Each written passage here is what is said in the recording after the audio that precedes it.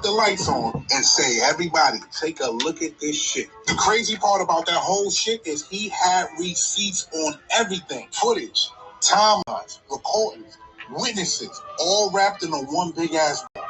Shit that got me messed up is, this dude had information that the feds ain't had. It wasn't about cash. Nah. 50 went way back. Childhood Diddy. College Diddy. Uptown Records Diddy. Bad Boy Diddy. Biggie Tupac Diddy. The rumors. The lawsuits. The whispers. The NDAs. He laid the entire timeline out like a murder board. Shit, I started watching. I'm like, all right, cool. Let me see where this shit is going. Next thing I know, I'm on the couch like, nah, ain't no way this shit happened. And again, 50 got shit in this documentary that the feds ain't even had. It's like this man hacked the cloud of every single lawyer in Hollywood. Pictures, files, testimony.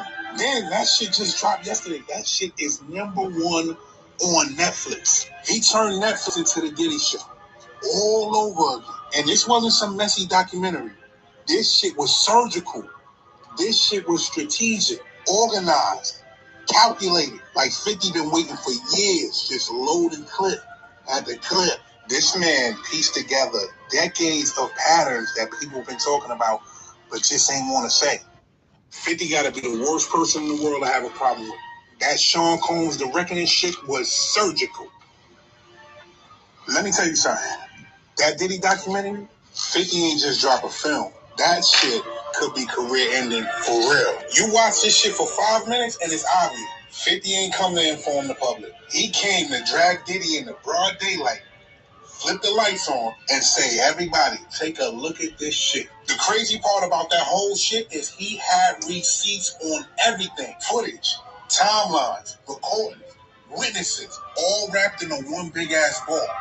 Shit that got me messed up is, this dude had information that the feds ain't had. This shit wasn't about cash. Nah. 50 went this video is by the influencer called Tad Premier. The rumors, the lawsuits, the whispers, the NDAs. He laid the entire timeline out like a murder board. Shit, I started watching. I'm like, all right, cool. Let me see where this shit is going. Next thing I know, I'm on the couch like, nah, ain't no way this shit happened. And again, 50 got shit in this documentary that the feds ain't even had. It's like this man hacked the cloud of every single lawyer in Hollywood. Pictures, files, testimony. Then that shit just dropped yesterday. That shit is #1 on Netflix. He turned Netflix into the Diddy show all over again. And this wasn't some messy documentary. This shit was surgical. This shit was strategic. Calculated. Like 50 been waiting for years, just loading clip after clip. This man pieced together decades of patterns that people have been talking about, but just ain't want to say. 50 got to be the worst person in the world to have a problem with. That Sean Combs, the Reckoning shit was surgical. Let me tell you something. That Diddy documentary, 50 ain't just drop a film. That shit could be career ending for real. You watch this shit for 5 minutes and it's obvious. 50 ain't come to inform the public. He came to drag Diddy in the broad daylight, flip the lights on, and say, everybody, take a look at this shit. The crazy part about that whole shit is he had receipts on everything. Footage, timelines, recordings, witnesses, all wrapped into one big ass ball. Shit that got me messed up is, this dude had information that the feds ain't had. This shit wasn't about cash. Nah. 50 went way back. Childhood Diddy. College Diddy. Uptown Records Diddy. Bad Boy Diddy. Biggie Tupac Diddy. The rumors. The lawsuits. The whispers. The NDAs. He laid the entire timeline out like a murder board. Shit, I started watching. I'm like, all right, cool. Let me see where this shit is going. Next thing I know, I'm on the couch like, nah, ain't no way this shit happened. And again, 50 got shit in this documentary that the feds ain't even had. It's like this man hacked the cloud of every single lawyer in Hollywood. Pictures, files, testimony. Then that shit just dropped yesterday. That shit is #1 on Netflix. He turned Netflix into the Diddy show all over again. And this wasn't some messy documentary. This shit was surgical. This shit was strategic, organized, calculated. Like 50 been waiting for years, just loading clip after clip. This man pieced together decades of patterns that people been talking about, but just ain't want to say. 50 got to be the worst person in the world to have a problem with. That Sean Combs, the Reckoning shit was surgical. Let me tell you something. That Diddy documentary, 50 ain't just drop a film. That shit could be career ending for real.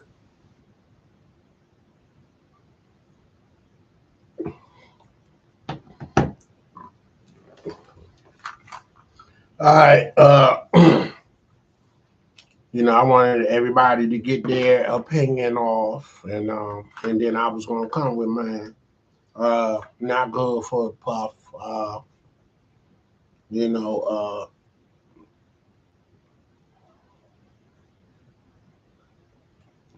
they say separate the art from the person. Like when R. Kelly went to jail, you know, they people stopped listening to his music, even me. You know, I was like, I ain't supporting this dude stuff because it's too many women in the world to deal with, and you dudes running after little girls. And I mean, I got little sisters, so I feel strongly about, can't no dude come home. My sisters can't bring no dude home that's out her reach of age and on some like they trying to pimp her or use her. You feel me? Like, you know, somebody was just talking about it last night. We was the uncles, the daddies, the cousins, like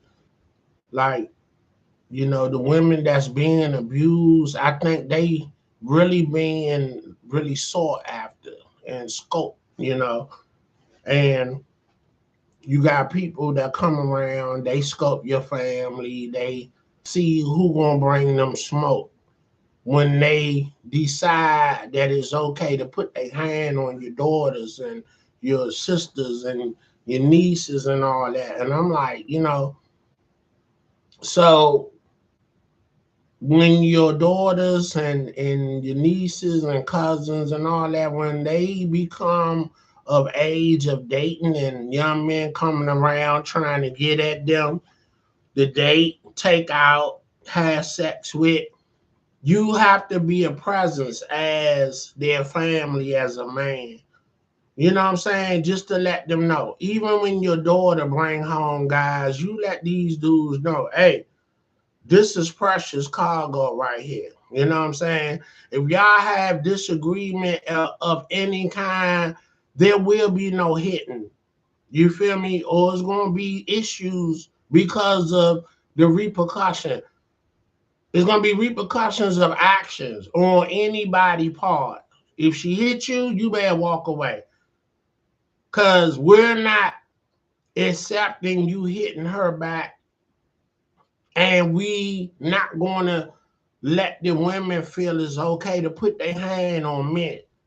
You feel me? Because a lot of women be jumping out there at guys, and sometimes you got to sit women down. And then once you put your strength on them, then they, oh, I'm a woman, and you put your hand on me, Ben, when you was the same chick acting real gangster, jumping in people's face. You know what I'm saying? So you can't have it both ways. Like I say nowadays that, uh, and I can say this. My mother is a baby of 12. She was. I only had one uncle left out of them 12 siblings of my mother. My grandmother didn't work. My grandfather worked 3 jobs to take care of 12 kids and a wife. That's a family of what? 14, right? You know what I'm saying? My grandfather was he laid carpet, he drove a cab, and he did construction. He was a carpenter. You know what I'm saying? That was his hustle. My grandmother made dresses. She was a seamstress. That's how she brought a little bread in the house. But she never worked outside the house because pops went and got that money and brought it home. And they was a homeowner in the 60s, 50s. You know what I'm saying? And the house is still in the family. You feel me? So, you know, it ain't about how much money you make. It's about what you do with the money. You know what I'm saying? And I say that to say the notion of the man is the head of the house and the man take care of his family. That's the notion of that. The women, the wives didn't work because they were home with the kids. They cooked, they took care of the home, they took care of the kids, and Pops was out there getting that money. So okay, that was then. So now we in this 2025. Women are educated, women are professionals. So therefore, it's no longer a notion of a man taking care of a woman or a woman taking care of a man. It's about us taking care of each other. It's not, and it shouldn't be one person responsibility to put that pressure on that one person, because now women are working. Women want to work and earn their own money, so therefore you have to come to the table with your half. You know what I'm saying? Or whatever that your partner and you decide that, hey, this is what you want to bring to the table, and I got the rest, and vice versa. But to say you supposed to take care of me, and then I'm going to go earn my own money, and my money is my money. Because I hear women say this: "You wrong is two left shoes." The notion of you supposed to take care of me, the man supposed to take care of his wife or his woman, that was because she didn't work. Now, if you don't want to work and you get a guy that want his wife to stay at home, now that applies, but it don't apply when you work. You know what I'm saying? You want to go get your own, so therefore you have to contribute. And it is what it is. You want a rich dude, then go get you a rich dude. But the average man and woman have to take care of each other. You know what I'm saying? Nobody should be put in a position that he or she gotta take care of everybody in the household. You know what I'm saying? The babies and kids, of course, they gotta be taken care of. You both have to do that. Not the dad and not just the mom. You both have to, because you both made them kids. You feel me? So yeah, so that's my thing on that. But getting back to the nitty gritty of the video, I stopped listening to R. Kelly and watching this video of Puff, of the reckoning. Dude was shiesty. He was an a-hole, and he wasn't a good person. But I believe he not by himself. Everybody that come up through the ranks and they achieve that level of success, you have to be aggressive and more money, more problems, more money, more power. And you get a God complex. Now, I wouldn't know nothing about that, but I'm seeing it through various individuals and how people talk about the folks that they're around. Not everybody, but most of people that get in position. And you know what? We're not talking about this, but all the gay accusations was learned behavior, I feel. homosexuality is a big deal in entertainment. So therefore, I just feel like it's some kind of sick initiation.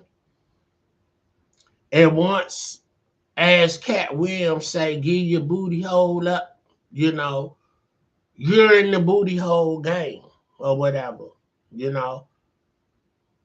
You know how people used to cut their finger and or cut their wrist and be blood brothers. So this is, I don't know what genius thought of this. Oh, I'm gonna sodomize you so we can become brothers or sisters. And it's like, it's predatory. It's predatory behavior at the end of the day. You know what I'm saying? So yeah, ain't nothing good about it, but this is the rules and the structures that they set up. So therefore, you know what I'm saying, this internet is a blessing and a curse. It's a blessing because if you're an artist, you can put your own content up and take matters in your own hand. And you could look at it like this. You might not win no Grammys. You might not win no kind of music awards, but get on a tip. Reward your goddamn self. Give yourself your own accolations. You feel me? You know what I'm saying?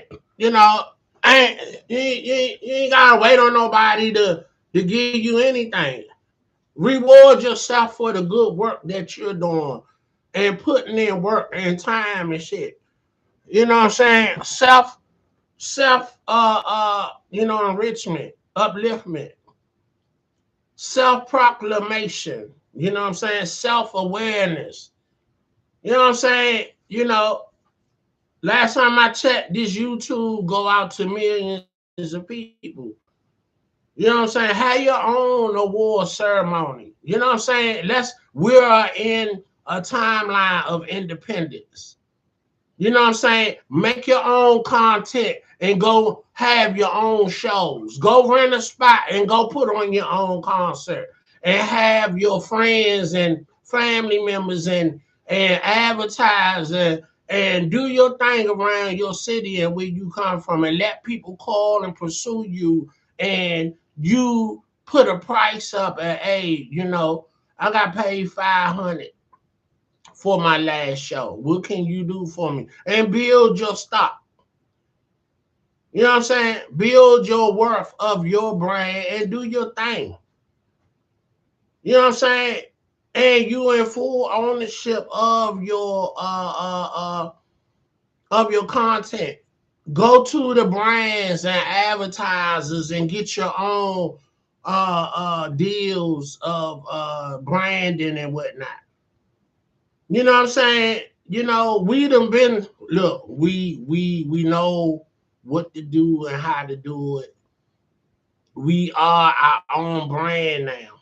We understand what it look like, what it what it we understand what it look like and how it feel and how to move. So yeah, to be on a small scale, but you don't know what's in your future for you to blow up, and you ain't got to have nothing to do with a record label that will rip you off.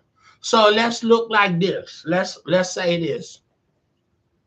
You do everything independent, and you make you you make $1 million. But when you sign sign with a record label, out of that $1 million that you hustled yourself, if you sign with a record label, yeah, the machine gonna blow you up, send you around the world.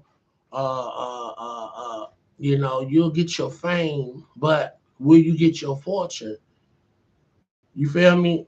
And out of the $1 million, you get paid a little measly 25,000. And on your own, with a slow burn and a slow grind, you make yourself $1 million. I'm like, it's what it is. And I really believe if you're that good, somebody gonna come and pursue you and try to give you a deal because they see that you worth some money. And now you can curate your own number. You feel me? You know, let's do something crazy. Put up a crazy number, $50 million, and you gonna pay the tax on it. You know what I'm saying? Because now they want to sign you to a 360 deal. Everything you touch, they want to get dibs on it. So I need $50 million. You're gonna pay the tax on it. So that's all my money. And we could do a deal for 20 years and we could do 10 albums. You know what I'm saying? So if you really want me, if I'm really that good, you're gonna adhere to that. You feel me? And you winning. And if they don't want to go with that, all right, get out my face. I'm good. I'll get this slow money. You know what I'm saying? You know, I'll get the slow money. You know what I'm saying? I could probably make, $1 million a year. You know what I'm saying? Who can't live comfortable off $1 million a year if you get to that point? A slow burn. You building your brand and whatnot. You know what I'm saying? You blow up in your city. You can't blow up nowhere else if you can't blow up in your own city.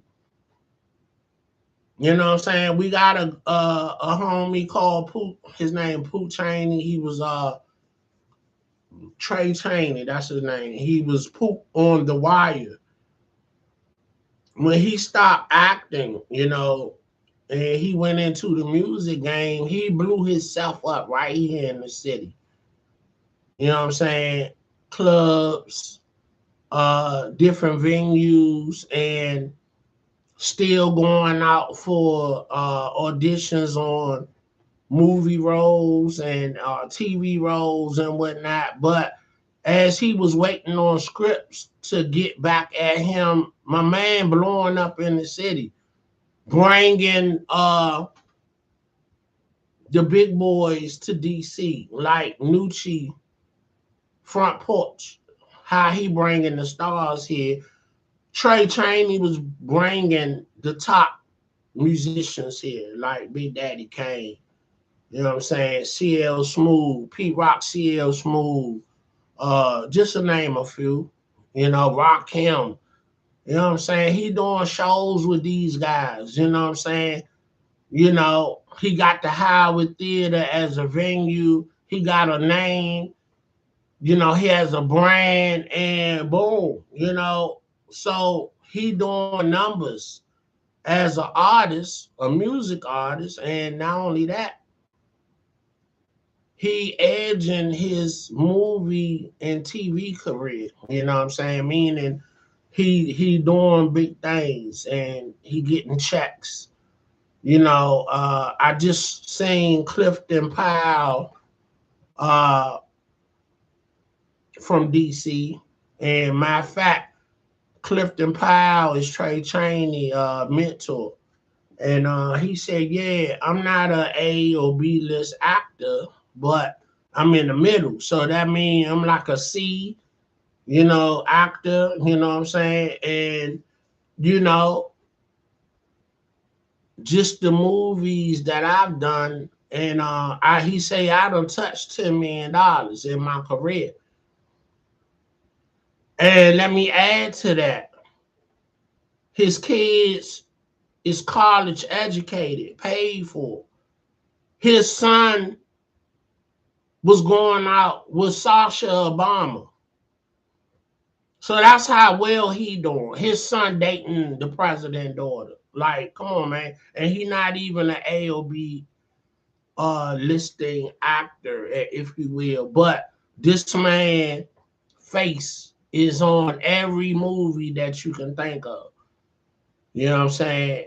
From the last 20 years, TV and movies, getting checks, getting royalties. But yet, you don't really know his name. If you know, you know, but you know his face.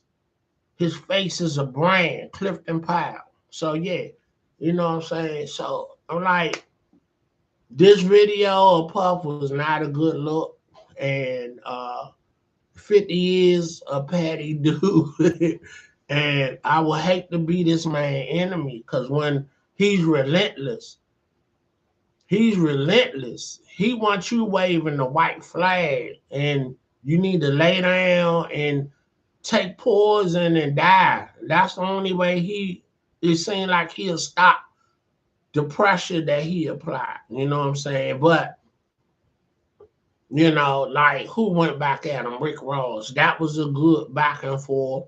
Two rich dudes with money, with influence, and their beef lasted almost 10 years, and it just fizzled out because nobody won and nobody lost. But we got funny content out of it. You know what I'm saying? They was making little skits to each other. So yeah, but man,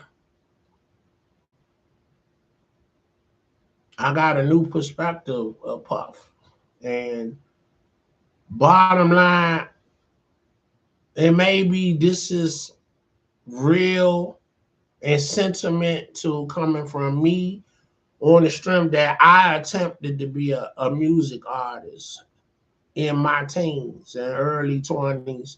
And it derailed, it crashed and burned before it even got off the ground. And so the way the industry was back then, as we hearing the stories, you know, somebody would have got hurt robbing me. That's all I'm saying. You know, and I think God knew that. Like, look, you ain't built for this and you ain't gonna compromise. So therefore you need to go ahead and work, have you a family and be a regular Joe. And I'm okay with that. Cause that's what my life turned out to be. I'm a regular Joe and I'm okay with that. You know what I'm saying? I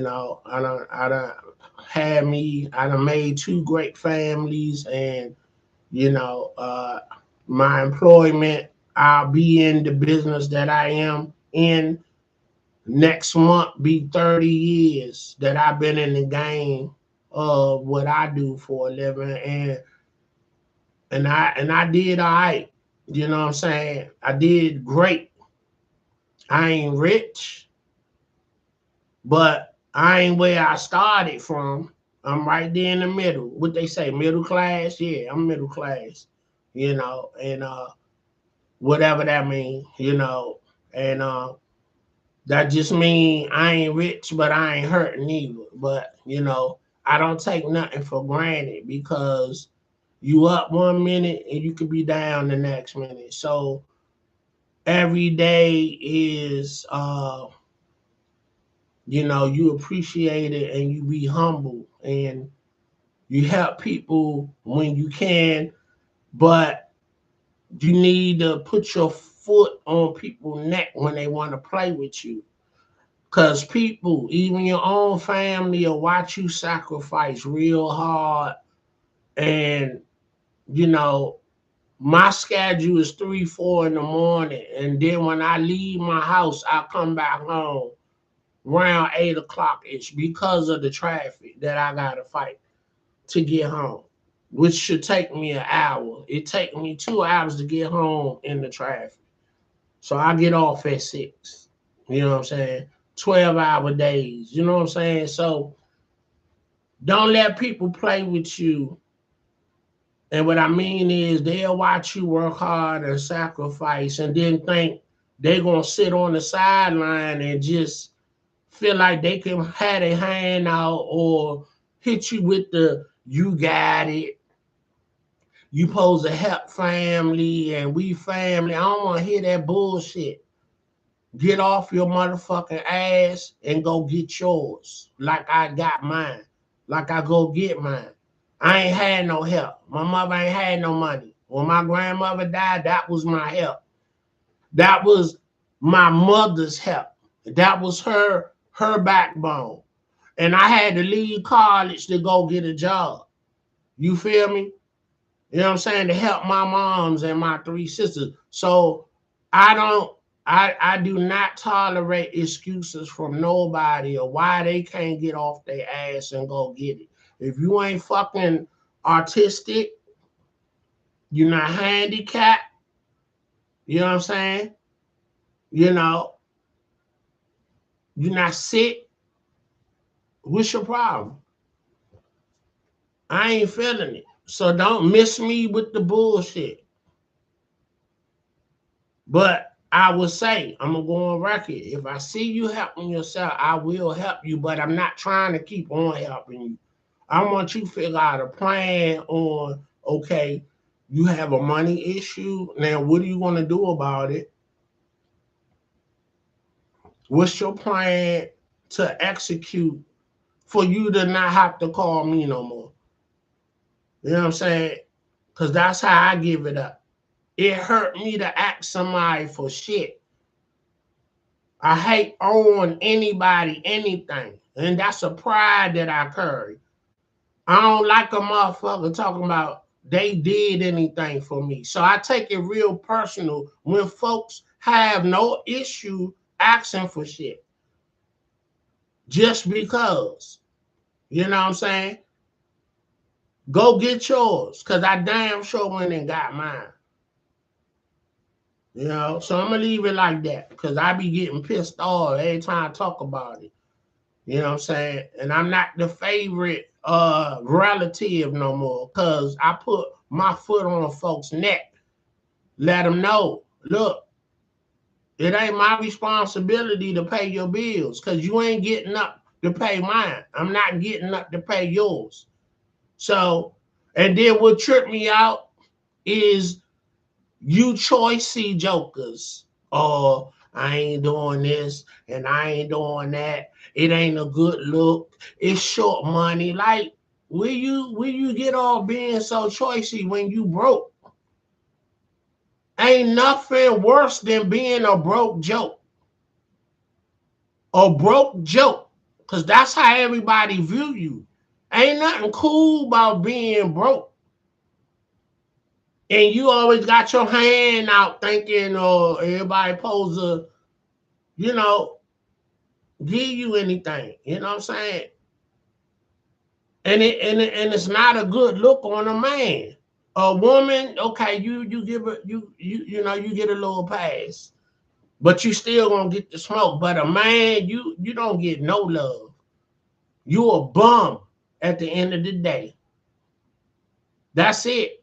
If you take that position thinking that you don't have to go and do what you need to do and you being picky and choicey about what and who would give you a job and maybe you don't want to wear a uniform, you don't want to flip burgers, but you got nothing going on.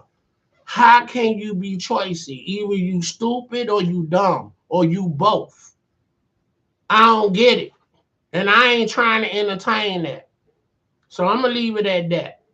This big day, streets finest. Keep your foot on them jokers' neck because they think it's a game out here. It ain't no game. You know, folks get up and real about how they getting it and holding they ship down. If you ain't on that time, go walk on the other side of the street. Real talk.